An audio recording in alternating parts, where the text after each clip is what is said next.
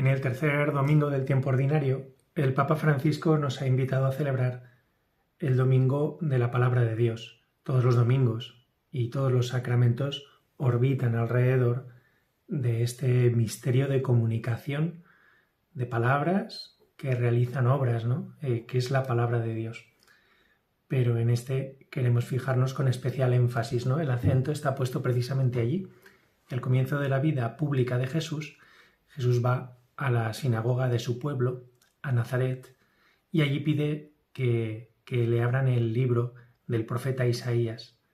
Y elige un pasaje muy concreto, un pasaje en el cual el profeta se reconoce a sí mismo y ante los demás como un ungido de Dios. El Espíritu del Señor está sobre mí.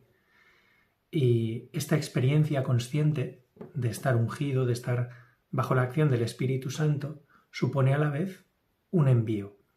Todo encuentro profundo, no superficial, sino profundo con Dios, supone la oportunidad de un envío. Dios me toca para que yo lleve su abrazo a los demás, para que lleve a los demás noticia de su presencia amorosa. Yo os invito a que nos fijemos en tres aspectos que se dan a la vez y que tienen una misma fuente. Y os invito a que penséis cuál será esa fuente. Primer aspecto, vamos a decir, paradójico. Primera paradoja. Jesús comienza su vida pública en el lugar más difícil. ¿Cuál es el lugar más difícil para hablar de Dios? Pues los que ya te conocen. Tu familia, tu entorno, en el caso de Jesús, su pueblo, la sinagoga a la que tantas veces ha ido, es ahora una sinagoga que va a recibir una novedad, que va a recibir una visita muy especial, pero al mismo tiempo es familiar, todos le conocen.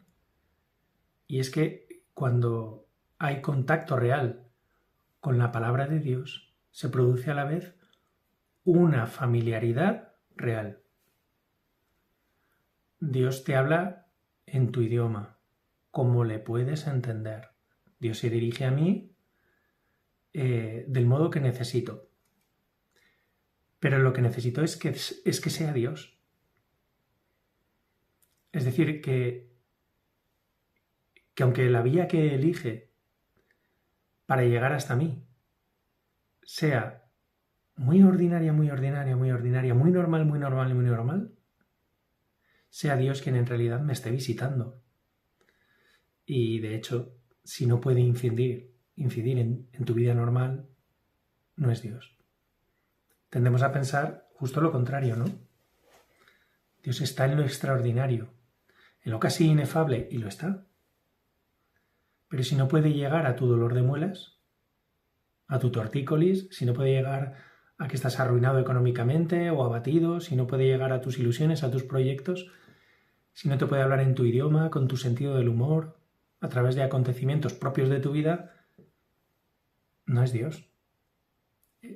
Jesús resulta familiar a todos en Nazaret y al mismo tiempo trae la novedad de Dios. Hay algo nuevo en Jesús. Este primer punto me parece fundamental porque confundimos a veces familiaridad con algo predecible. Y en realidad lo familiar es, perdón por hablar así, pero es el lugar predilecto de Dios y por tanto es el lugar de la novedad. El lugar conocido es donde Dios quiere sorprenderme, para que se vea que es en vasijas de barro, recordad. Esto es precioso. Con lo cual, si vivo aburrido, si vivo en el tedio, en realidad es que no dejo que mi vida cotidiana sea habitada por Dios. No le dejo acceder, Él está a la puerta llamando, ¿no? Y se propone en lo familiar. ¿Cómo vivo lo ordinario? Esa sería la primera pregunta. Pero recuerda que las tres paradojas que vamos a visitar, todas nacen de la misma fuente. Ya veremos cuál es. La siguiente me la ha ayudado a ver otro sacerdote. Y va más allá de lo que dice el texto. pero se puede inferir de cómo vemos a Jesús en todos los evangelios, y leyendo los evangelios en su conjunto, en unidad, pues imaginaos con qué cariño se dirige Jesús a los suyos. No aparece como un extraño, sino como alguien amable. Jesús, que es la palabra de Dios, hecha carne, resulta entrañable. Siempre lo ha sido. Es atrayente, es amable, es cariñoso. Y podemos imaginar los momentos más solemnes de Jesús como aquellos en los que a la vez Él se mueve con naturalidad, con cercanía y mostrándonos un amor de predilección. Así es cuando abro la Biblia. La Biblia no entra como un accidente aparatoso, complejo, como un corrimiento de tierras que me aplasta, como una pedrada en el ojo. Es verdad que la palabra de Dios pues es una palabra de doble filo, muy afilada, ¿no? Que secciona bien, que permite hacer un juicio, ¿no? Permite comprender hasta lo más profundo y discernir. Es un lugar de juicio. Pero la palabra, con toda la precisión que tiene, es a la vez como esa lluvia fina que empapa, sin violentar, sin ahogar, sin herir. Y probablemente así hiciera Jesús, ¿no? Su autoridad viene de la mano de su cariño. Es más, fijaos, la autoridad siempre te la tienes que ganar. Puede que de primeras te obedezcan porque no saben de qué vas. Pero cuando estás en un contexto familiar, cuando estás en un contexto de trabajo, en un contexto social como puede ser un pueblo, los pueblos donde yo estoy, la autoridad te la tienen que conceder. Hay un primer momento de obediencia, de respeto, pero si no eres de fiar, rápidamente pierdes la fidelidad de los demás. Eso sucede en todos los contextos sociales. Jesús habla con una autoridad nueva, como con una autoridad sin igual. Pero es una autoridad reconocible para aquellos que al mismo tiempo pues experimentan cuánto les quiere Dios. Es que viene de la mano, ¿no? Jesús se acerca con cariño y te levanta. Y de hecho, esto es lo que contiene la promesa de Isaías, ¿no? Un año de júbilo, ¿no? Un año de gracia, de predilección por los ciegos, por los cojos, por los presos, por aquellos que sufren y de predilección por los pobres, por los que se saben pobres, insuficientes. Y es verdad que en el texto de Isaías se habla por un lado del júbilo que nace, de la alegría que nace, de la gracia que nace, pues del perdón y de la reconciliación, pero también habla de la venganza y Jesús omite ese aspecto de la venganza y nos habla del año jubilar en el que estamos, ¿no? De que la gracia se me da en el tiempo y esto pues me permite cobrar valor, me lo dice con autoridad, lo expresa con cariño, las dos cosas, ¿no? Y luego está pues el tercer aspecto que os invito a considerar, que no es tanto una paradoja como una realidad que está presente siempre en nuestras expresiones verbales y no te cuento en la palabra de Dios. Y es que queramos o no, las palabras siempre van acompañadas de hechos. Mi palabra puede ser veraz y nacer de una actitud acorde con lo que estoy diciendo. Puedo hablar de amor y estar enamorado, pero puedo hablar de amor y de justicia y ser un ladrón y un cobarde. Por eso las acciones deben acompañar a las palabras. Y en el caso de Jesús, así sucede. La palabra de Dios va más allá aún y realiza lo que dice.